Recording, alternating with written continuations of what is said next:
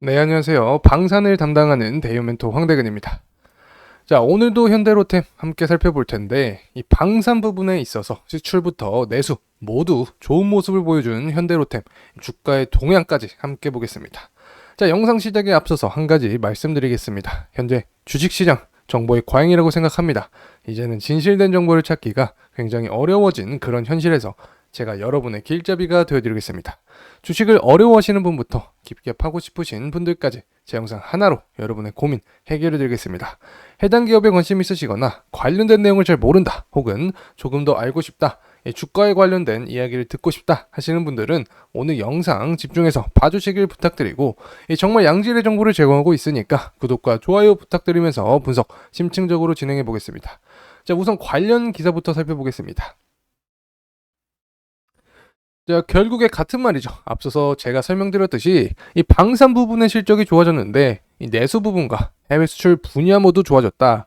특히 해외 수출의 경우에는 러시아, 또 우크라이나 전쟁과 같이 이 폴란드 수출 같이 이 방산 호황까지 더해지면서 2018년까지만 20%에 불과했던 이 현대로템의 이 전체 매출 중에서 이 방산 부분의 매출이 올해 3분기 말 44.6%까지 확대되었고, 이 내년에도 K2 전차 수출과 같은 이 방산 부분의 호조로 이 당분간 성장세는 지속될 것으로 전망이 되고 있는 상황이라는 점 말씀드리고, 이 차트 한번 살펴보겠습니다.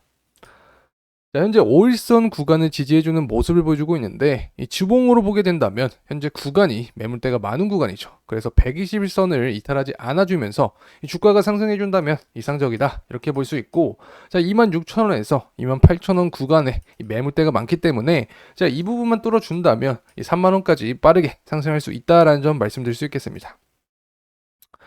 자, 하지만 이 단기적인 이슈 같은 경우 하방 압력이 남아있는 상황입니다. 최근 수혜주 운하 관련해서 해상 물류나로 경제 리스크까지 언급이 되는 상황인데, 이 결국의 요점은 이 수혜주 운하를 가지 못하고 오해의 경로를 선택하게 되면 이 거리가 멀어지니까 이 비용적인 측면이 늘어날 테고, 실제로 추가 부담은 한 개당 100만 달러의 비용이 추가되고, 우회의 경로를 선택하니까 시간 역시 7일에서 10일의 시간이 추가될 것으로 추정이 된 상태입니다. 자, 우회 경로가 아프리카인데 이 아프리카로 우회 경로를 하게 되면 이 관련 국가들도 영향을 받겠죠. 이 가장 큰 영향을 받는 국가는 그리스, 또 불가리아를 뽑을 수 있는데 이 결국에 유럽 국가에 영향을 미친다는 소리고, 이 사실 홍해 사건 같은 경우 자체적으로 에너지를 생산하는 미국보다 유럽에 더 많은 영향을 미칩니다. 현재 경우에는 시기적으로 유럽의 크리스마스를 겨냥한 이 선적은 이미 끝나서 이 다른 시기에 비해 타격은 크지 않지만, 자, 홍해의 혼란이 계속되거나 악화된다면 이 비용 상승 압력이 가속화될 수 있는 상황입니다. 자, 그래서 이 부분이 만약 장기적으로 이어진다면 자, 미국부터 이 전 세계 경제에 이 도미노 효과를 가져오기 때문에 계속해서 결과를 추적해야 된다는 점.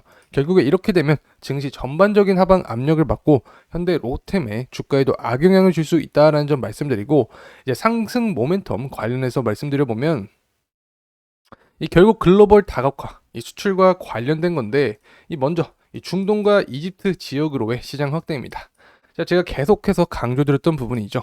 자, 이집트 카이로에서 열리는 이 방산 전시회.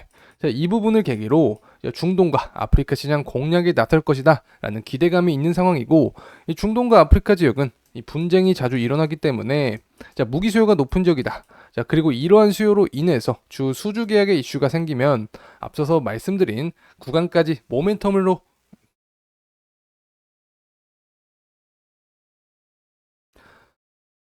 앞서서 말씀드린 구간까지 이 모멘텀을 받으면서 상승할 수 있다 이렇게 얘기할 수 있겠습니다. 현재 새로운 기술을 통해서 이 시장을 개척해 나갈 것을 목표로 하고 있는데, 자, 이 부분은 다목적 무인 차량 HR 셀파와 관련이 있습니다. 이 다목적 무인 차량은 현대로템이 자체 개발한 이 전동화 무인 플랫폼인데, 자, 수색부터 정찰, 보급 등 임무에 따라서 이 다양한 장비를 탑재해 운용할 수 있게 됩니다. 자, 이 부분은 지난해 GOP 그리고 DMZ에서 야전 시범 운영을 성공적으로 완료하고 이 국내 최초로 이 군용 무인 차량을 군에 납품을 하면서 품질과 신뢰성 모두 입증한 상태이기 때문에 이 다목적 무인 차량도 군에서 역량이 입증이 된다면 이 세계 수출이 가능할 수 있다는 점. 자, 이 부분도 당연히 주가 상승 모멘텀으로 작용할 수 있겠죠. 자, 하지만 이 4분기 실적 관련해서 말씀드리면 현대 롯데의 경우 이 4분기 매출 마이너스 8%, 영업이익 마이너스 34%, 역성장할 것으로 예측이 된 상황입니다. 자, 이미 이전 분기에 올해 K2 전차, 인도분을 모두 납품한 상태이기 때문에 이러한 예측이 되고 있다는 점, 이 부분 때문에 최근 주가가 지지부진한 모습을 보여주고 있을 가능성이 있다는 점 말씀드릴 수 있겠습니다.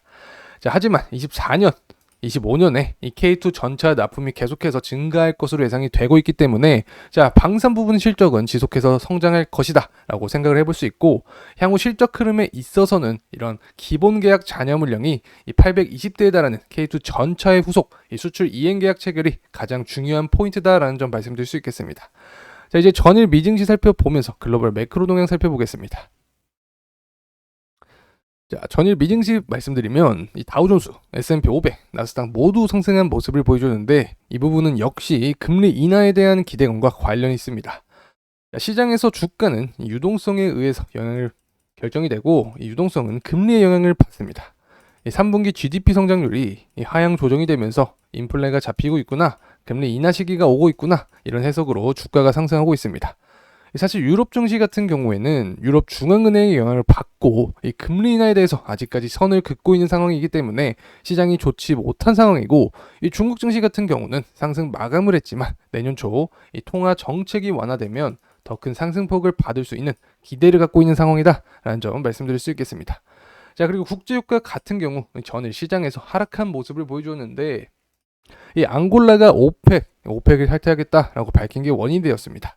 사실 유가 같은 경우에는 이 수요와 공급에 의해서 가격이 결정되는 대표적인 예죠. 특히 오펙의 공급에 의해서 이 석유 가격이 결정이 되는데 이 앙골라가 오펙을 탈퇴하면서 이 원유 가격을 과연 오펙 회원들이 통제를 할 수 있을 것인가라는 우려가 되는 거고, 이 통제에 대한 불안감으로 이 전일 시장에서는 가격이 하락했다, 이렇게 말씀드릴 수 있겠습니다. 자, 하지만 이 앙골라의 원유 생산량은 하루에 110만 배럴 정도이기 때문에 자, 원유 시장에서 영향은 그렇게 크지 않다. 우리가 우려를 해야 될 부분은 오펙 내의 분열이다. 자, 왜냐하면 이 앙골라는 원유 감산에 대한 불만이 많은 국가였고, 오펙 회원들의 이 산유량 관련해서 합의된 의견을 내지 못한다면 시장의 불확실성도 커질 수 있는 상황이다라는 점 말씀드릴 수 있겠습니다. 자, 그리고 이 미국 에너지 정보청이 발표한 이 주간 이 석유재고 통계에서 미국의 원유 생산량이 최대치를 기록하면서 미국 내 원유 수급이 해소될 것이라는 전망도 국제유가 하방 압력을 작용한 요인이었습니다. 자, 하지만 이 홍해 주변의 정세 악화가 이 원유 수송의 차질과 또 공급 부족을 초래할 것이라는 우려는 여전한 상황이기 때문에 이 국제유가 하락폭을 제한한 상태이고, 원유 선물 기준으로는 현재 9원에서 반등이 나오고 있다, 이렇게 볼 수 있겠습니다.